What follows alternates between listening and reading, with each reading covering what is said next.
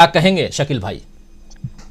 देखिए, वैसे तो सारे हिंदुस्तान में मगर ख़ासतौर से कश्मीर में फ़ौज एक बात हमेशा कहती है कि कोई मौसम, कोई दुश्मन हमें नहीं रोक सकता। तो वही जो है राहुल कर रहे हैं कि कश्मीर जाने के लिए जब वो जम्मू से निकले, जम्मू से आगे बढ़ने का मतलब है कि आदमी कश्मीर की तरफ जा रहा है। एक ही रास्ता है वो सिर्फ। और सुबह से तेज बारिश और लैंड स्लाइडिंग भी शुरू हो गई थी। और आपने जो अभी फोटो दिखा है, राहुल चले जा रहे हैं। जो वीडियो आपने दिखा है उसमें पानी भरा हुआ है, रास्ता है नहीं। जो हम पहले भी कुछ लोगों को बता रहे थे कि ये पहाड़ी सड़क है, पहाड़ काट के बनाई है, इसमें कोई पैदल पथ नहीं होता है कि आप रास्ते से बीच से कहीं से निकल जाओ। यहाँ पे जैसा कि फारूक अब्दुल्ला ने कहा था लखनपुर बॉर्डर पे आके कि राहुल दूसरे व्यक्ति हैं जो कश्मीर जा रहे हैं पैदल कन्याकुमारी से। पहले आदि शंकराचार्य थे और वो सदियों पहले की बात है, वो जब तो सड़कें थी भी नहीं। जो गडरियों के जाने का मार्ग है उससे आदि शंकराचार्य श्रीनगर गए थे। गडरिये जो हैं गर्मियों के दिनों में नीचे से ऊपर की तरफ जाते हैं और वो एक पगडंडी बन जाती है, एक रास्ता बन जाता है, उससे आदि शंकराचार्य गए थे। और अब ये 300 किलोमीटर का हाईवे है जम्मू टू श्रीनगर। तो यहाँ पे पैदल जाने का कोई इतिहास नहीं है, कोई साक्ष्य नहीं है। हम इस रोड से बाई रोड कई बार जाया करते थे, रास्ते में पैदल जाने के लिए कोई जगह ही नहीं है कि जहां से आप जा सके। थोड़ी बहुत दूरी के लिए आदमी जाता है, एक गांव से दूसरे गांव, एक स्टेशन से दूसरे स्टेशन, लेकिन इतनी लंबी यात्रा, ये राहुल की जो कमिटमेंट है, राहुल की जो प्रतिबद्धता है, ये उसका एक बहुत बड़ा प्रतीक है। और दोपहर को जब रास्ता बिल्कुल चलना मुश्किल हो गया और लैंड स्लाइडिंग का खतरा सबसे ज्यादा बढ़ गया, सबसे बड़ा खतरा यही होता है, वो आपके वीडियो में दिख रहा है कि पहाड़ बिल्कुल लगे हुए हैं और पहाड़ से कभी भी कोई पत्थर जो है सरकता हुआ नीचे आ जाता है तो गाड़ियों पे भी गिर जाता है और किसी पे भी कुछ भी वो हो सकता है। तो ये यात्रा अब राहुल श्रीनगर लेके ही जाएंगे। 29 तारीख को वहां पे वो प्रेस कॉन्फ्रेंस करने का भी प्रोग्राम है उनका, 29 को प्रोग्राम करेंगे और 30 को जो कांग्रेस का वहां पीसीसी का नया ऑफिस बना है श्रीनगर में, वहां वो झंडा फहराएंगे। तो इसमें जो सबसे बड़ी खास बात यह है कि अब यात्रा अपने लक्ष्य पर करीब करीब पहुंच चुकी है और अब राहुल वहां से क्या संदेश देते हैं, ये सबसे महत्वपूर्ण बात है। राहुल वहां से क्या घोषणा करते हैं, जो उन्होंने सवाल पूरे रास्ते में उठाए हैं, प्रेम का, भाईचारे का, शिक्षा का, चिकित्सा का। आज हालत यह है कि शिक्षा और चिकित्सा दो ऐसे क्षेत्र हैं कि जो पूरी तरह निजी हाथों में चले गए हैं। किसी भी, हम तो बहुत लोगों से बात करते हैं, गरीब के, निम्न मध्यम वर्ग के भी सारे बच्चे परेशान हैं। प्राइवेट स्कूलों में एडमिशन हो रही नहीं रहे, ये नर्सरी में एडमिशन का टाइम है, लिस्टें निकल रही हैं, लिस्टें रुक रही हैं, पेरेंट जा रहे हैं। ऐसे में पहले सरकारी स्कूल होते थे और बहुत अच्छे होते थे, राज्य सरकारों के भी, पंचायतों के भी, नगर पालिकाओं के भी, और सेंट्रल स्कूल जो जिनको बाद में केंद्रीय विद्यालय कहा जाने लगा, वो सब इतने अच्छे स्टैंडर्ड के होते थे और वहीं पढ़ के सारे लोग निकलते थे। कोई फीस नहीं होती थी या बहुत ही नॉमिनल फीस हुआ करती थी। लेकिन आज कोई भी गरीब जो है अपने बच्चों को पढ़ा नहीं पा रहा है, या पढ़ा रहा है तो अपना पेट काट के पढ़ा रहा है। इसी तरह चिकित्सा का हाल है।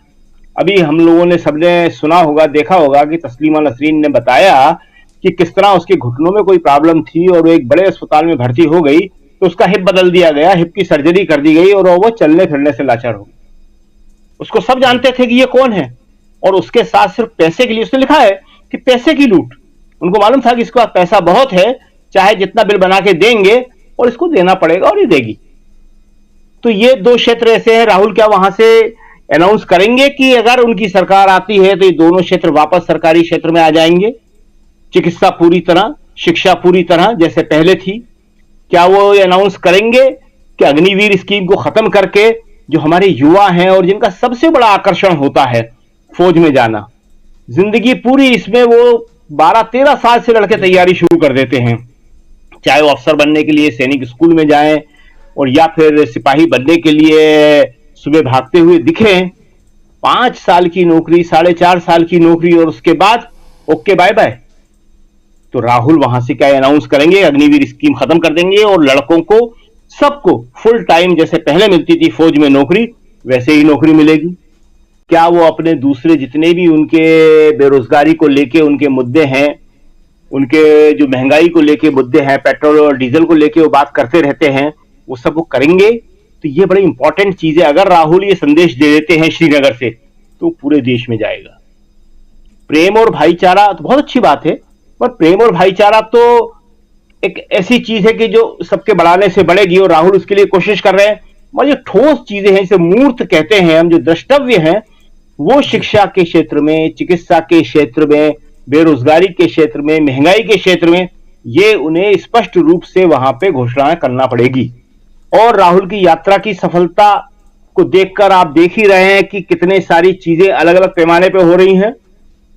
एक तीसरा फ्रंट बन रहा है, उसकी एक नई मीटिंग की अभी हमने सुना है कि उसमें शायद स्टालिन भी जाए, उसमें सुना है कि शायद तेजस्वी भी जाए।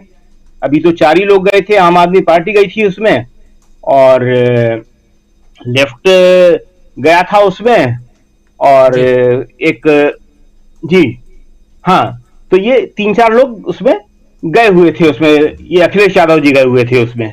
तो अब उसका और बड़ा रूप बन रहा है। ये बड़ा रूप क्यों बन रहा है? इसलिए कि कांग्रेस के आगे बढ़ने से विपक्ष भी दूसरा घबराया हुआ है। लेकिन ये बात कांग्रेस को समझना चाहिए कि उसे उन लोगों को भी साथ लेना है, और सबको साथ लेके और फिर एक ऐसी लड़ाई लड़ना है, और इन्हीं मुद्दों के ऊपर, बेरोजगारी, महंगाई, शिक्षा, चिकित्सा, तो राहुल की ये यात्रा सफल होगी। नहीं तो हम पहले भी कहते रहे हैं कि जैसे भूदान था, सब भूल गए।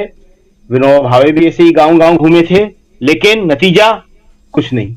लेकिन जो गांधी जी की यात्रा थी, दांडी यात्रा, उसका उद्देश्य स्पष्ट था, द्रष्टव्य था, आजादी, अंग्रेजों को देश से निकालना, और वो सफल हुआ।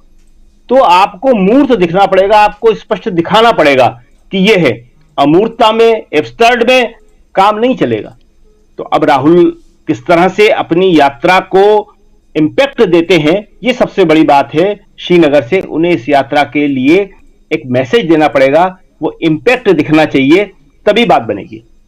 बिल्कुल बिल्कुल सही कह रहे हैं आप, एक इम्पैक्ट दिखना चाहिए। श्रीनगर पर सबकी नजरें टिकी हुई हैं। राहुल गांधी 29 तारीख को, जैसा शकील अख्तर जी कह रहे हैं कि राहुल गांधी 29 तारीख को श्रीनगर में प्रेस कॉन्फ्रेंस करेंगे, और 30 तारीख को ध्वजारोहण होगा, यानी झंडा फहराएंगे और तिरंगा फहराएंगे वहां अपने कांग्रेस मुख्यालय में, लाल चौक से के पास में ही वो नया कांग्रेस का मुख्यालय है। और उसके बाद एक जनसभा को भी संबोधित करेंगे।